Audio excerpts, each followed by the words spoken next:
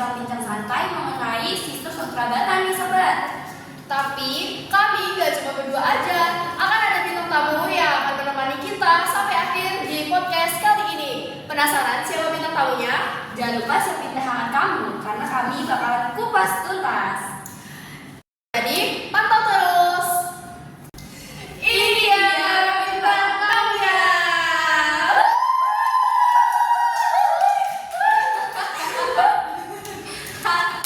Apa kabar nih kalian? Alhamdulillah baik.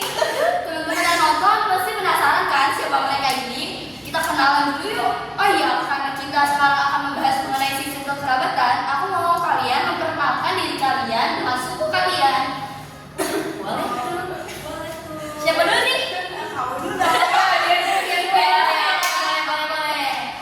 Jalan-jalan ke Ragunan. Melihat berbagai macam binatang. Perkenalkan, aku Dian dari suku Jawa Tengah. Tapi aku mau ada bantu nih. Apa tuh? Perkenalkan, aku Maulida dari suku Jawa. Jawa. Oke, hidup Jawa.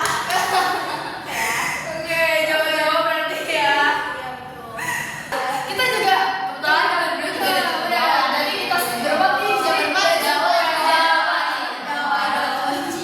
Oke. Oh iya, karena kita akan membahas tentang sistem kekerabatan nih, mungkin teman-teman ada yang belum tahu apa itu sistem kekerabatan. Mungkin bisa dijelaskan sedikit oleh Maulida. Nah,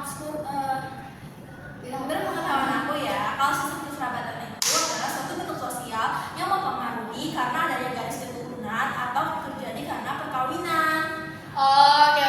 Jadi teman-teman udah pada tahu ya apa itu sistem kekerabatan. Udah gak penasaran lagi kan sobat di rumah? Nah sekarang aku yang mau nanya nih, aku penasaran deh. Kira-kira di sistem kekerabatan itu ada jenis-jenisnya nggak sih? Kalau ada itu apa aja? Oh, ada jenis-jenisnya loh, ada 3 macam. Apa aja tuh? Saya kasih tahu biar yang bisa. Yang pertama ada patrilineal. Patrilineal itu di mana kedudukan laki-laki lebih tinggi dibanding wanita. Lalu yang kedua ada matrilineal. Matrilineal di mana kedudukan wanita lebih tinggi dibanding laki-laki. Lalu yang ketiga ada parental nih. Tahu nggak parental apa? Apa tuh? Parental itu di mana kedua pihak memiliki kedudukan yang setara. Oke. Saya juga nih akunya. Nah sekarang aku mau nanya lagi nih. Aku punya teman perempuan Batak, tapi entah kenapa marga mereka itu rata-rata ikut marga ayah mereka. Padahal ibu mereka juga punya marga sama kayak mereka. Nah, kalau itu sih aku juga punya banyak ya teman Batak. Menurut aku ya, kalau suku Batak itu menganut sistem patrilineal di mana posisi kedudukan laki-laki itu lebih tinggi dibanding kedudukan perempuan. Semisalnya ya, seseorang ibu bermarga Manuruk dan seseorang bapak bermarga Siagian. Nah, mereka mempunyai anak yaitu laki-laki dan perempuan, yang dimana laki-laki ini menjadi penerus marga ayahnya, sedangkan perempuan juga mengambil marga ayahnya, tidak ibunya. Karena di mana posisi laki-laki itu lebih tinggi. Oke.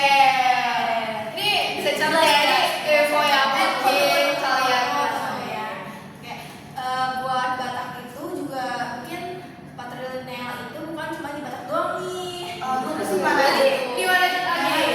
Mereka juga menganut di suku Bali sama Ambon. Oh, oke. Di sini kira-kira sobat-sobat ada nggak ini yang orang Enggak. Batak, Ambon, Bali atau Bali? ya. Berarti kalian menganut patrilineal. Ya, oke. Nah, berarti yang tadi sudah terjawab ya. Oke, kalau gitu aku punya lagi nih. Kalau patrilineal yang dari keturunan sang ayah itu mungkin udah sering dijumpai sama teman-teman. Banyak mungkin dari teman-teman yang dari orang Batak atau orang Bali itu kan udah sering banget nih. Tapi kalau misalnya matrilineal ini kita nih mungkin gak cuma aku tapi teman-teman juga merasa kayak jarang banget nih dengar. Nah kalau matrilineal itu biasanya dipakai di suku apa aja? Gitu. Oh, kalau matrilineal itu biasanya dipakai di suku Semendo dan suku Minangkabau. di mana marganya itu namanya Caniago. Gitu. Oh, berarti kalau matrilineal ini ikut garis keturunan ibu mereka ya? Iya, karena di mana kedudukan wanita itu lebih tinggi dibanding laki-laki. Oke. Nah, menurut kalian sistem kekerabatan ini ada dampak sosialnya enggak? Ada loh. Nih, sistem kekerabatan itu mempunyai pengaruh yang dimana ada struktur sosial dan hubungan antara